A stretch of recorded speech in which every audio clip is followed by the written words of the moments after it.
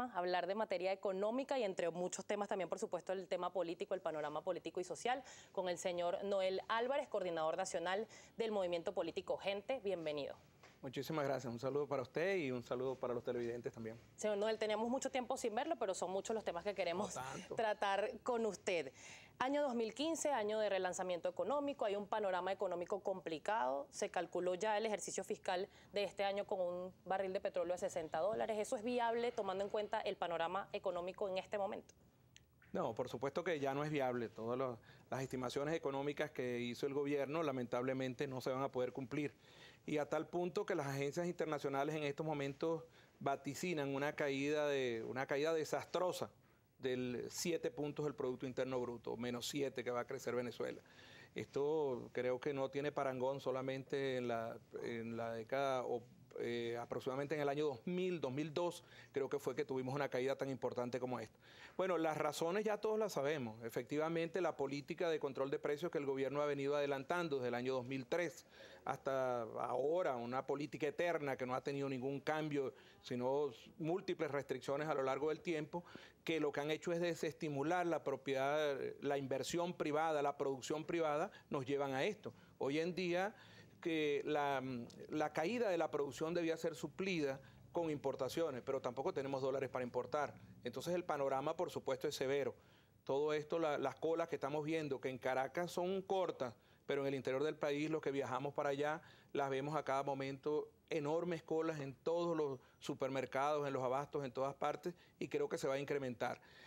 A mi manera de ver, el gobierno tenía que cambiar su política económica. De alguna forma tendría que reconocer sus errores y llamar al sector privado y una serie de actores, nuevamente recomponer el diálogo social para tratar de lograr que aquí tengamos un panorama creciente, un panorama de futuro. Yo no lo veo en estos momentos así. Desde el gobierno nacional se señala que es una guerra económica. ¿Considera Noel Álvarez que es una guerra económica efectivamente o hay fallas también por parte del modelo económico en este caso? No, por supuesto, la primera falla es del modelo económico, pero si existe guerra, yo creo que la guerra es por parte del gobierno. Una guerra sostenida desde el año 2002, yo diría que desde el año 2001, cuando comenzó a atacar al sector privado. De toda la cantidad de industrias que nosotros teníamos en Venezuela, aproximadamente 13.000 industrias para suplir a 19 millones de personas. Hoy en día tenemos a duras penas 7.000 industrias para suplir a 30 millones de personas. Ahí está la guerra económica, pero la guerra económica montada por el gobierno. O sea, no podemos venir a echarle culpas ahora de nuestros errores a los demás. El gobierno ha venido adelantando una política nefasta en contra de la economía. Bueno, estos son los resultados. Quien siembra vientos cosecha tempestades y aquí están los resultados. ¿Cuáles son los sectores más críticos en este momento? En cuanto a importación, producción. No, yo creo que todos los sectores están críticos. En estos momentos, cuando usted asiste a un supermercado a tratar de comprar algún producto, se da cuenta que allí no hay nada. A tal punto, ayer, yo tengo un programa de radio, ayer entrevistaba a una persona y hablábamos del tema de lo que es la escasez en Venezuela y hablábamos de la generación de confianza y él me decía, yo en mi casa no tengo nada. Mi refrigerador está vacío, pero yo tengo la certeza de que cuando yo abro la puerta de mi apartamento y voy al supermercado, consigo todo. No tengo desconfianza, pero aquí en Venezuela, como la desconfianza se instauró desde hace tanto tiempo, entonces tú tratas de acopiar toda la cantidad de alimentos. Yo me imagino cómo deben estar los anaqueles de todo el mundo aquí metido. Lo que consigas lo compras inmediatamente, aunque no lo necesites. Entonces es una desconfianza generalizada que nos lleva a esta situación económica que tenemos ahora. ¿Cómo hacer para lograr estabilizar la importación tomando en cuenta que el consumo nacional prácticamente depende de esto, más del 80%? ¿Cómo se hace si no hay dólares para importar y de acá tampoco hacemos? Bueno, entonces estimulemos la producción nacional. ¿Cómo se estimula? Bueno, en primer lugar generando reglas claras y confianza, pero no puede ser en la forma como el gobierno ha venido actuando, que cada vez que toma un micrófono, no hablo solamente del presidente de la República, sino cada uno de los altos personeros del gobierno, lo que hacen es agredir al sector privado. Eso no es una forma de estimular confianza. O sea, aquí tenemos que sincerarnos, reconocer los errores. Yo me equivoqué, perfecto, bueno, usted se equivocó. Vamos a hacer un mea culpa, vamos a rectificar de hoy en adelante, vamos a hacer las cosas bien y yo creo que todos los empresarios, los trabajadores, todos están en la buena disposición de sacar el país adelante, porque yo no voy a asesinar de alguna forma a mi país si yo estoy inmerso dentro de él.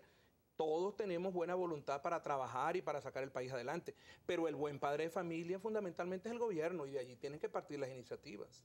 Algunos especialistas aseguran que existe en este momento una sequía de divisas, lo dicen economistas como por ejemplo Pedro Palma, me atrevo a citarlo en este momento. Bueno, ¿Cómo hacer, y tomando en cuenta que se han creado, en este momento hay 3 mecanismos de cambios en COEX, CICAD y CIMADI?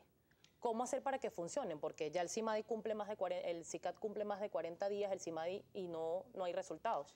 Mira, es que lo primero, lamentablemente, con la generación de la desconfianza que se ha generado en el país, no puede en estos momentos actuar el gobierno como tendría que actuar.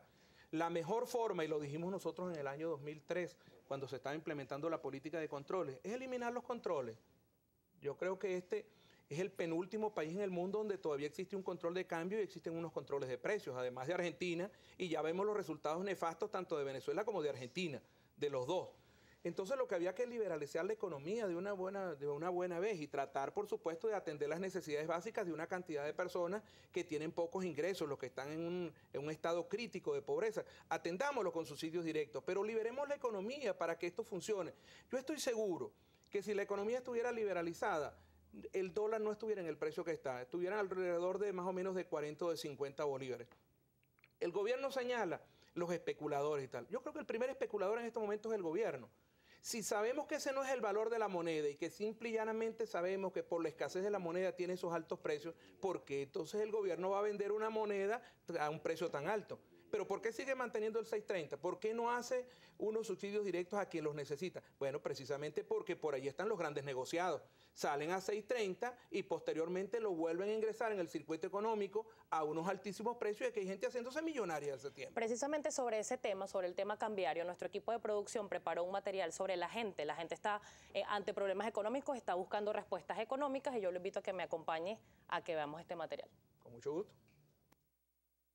Es verdad que se está dando un dólar a 6.30 bolívares, a ese dólar se le hace seguimiento no solamente a la persona que recibe ese dólar, sino a los que continúan comerciando con esos alimentos que fueron primero derivados de ese dólar 6.30.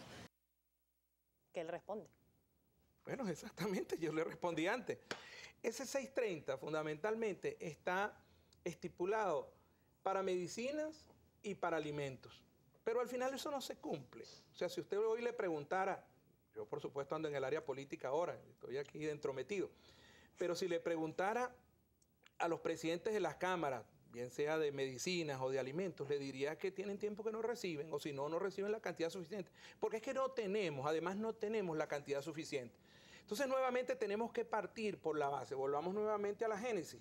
¿Qué es lo que tenemos que hacer? Producir en el país. Vamos a ver qué es lo que podemos producir, dónde somos competitivos, dónde están nuestras ventajas comparativas y competitivas y produzcamos. Importamos o importemos lo que tengamos que importar, pero que no sea en el 80, en el 90% que estamos importando. Vamos a darle prioridad, vamos a rescatar las zonas industriales, por el amor de Dios. Si usted recorre Carabobo y Aragua, usted va a ver los cementerios en las zonas industriales, pero esos estaban en plena operación antes. ¿Por qué no rescatamos eso? Hagámoslo. Señor Noel, desde el gobierno nacional se están implementando mecanismos como el captahuella, el número de cédula para realizar compras y otros mecanismos y decretos en materia económica. Sobre eso vamos a hablar, pero al regreso de esta pausa comercial acá en Primera Página. Ya.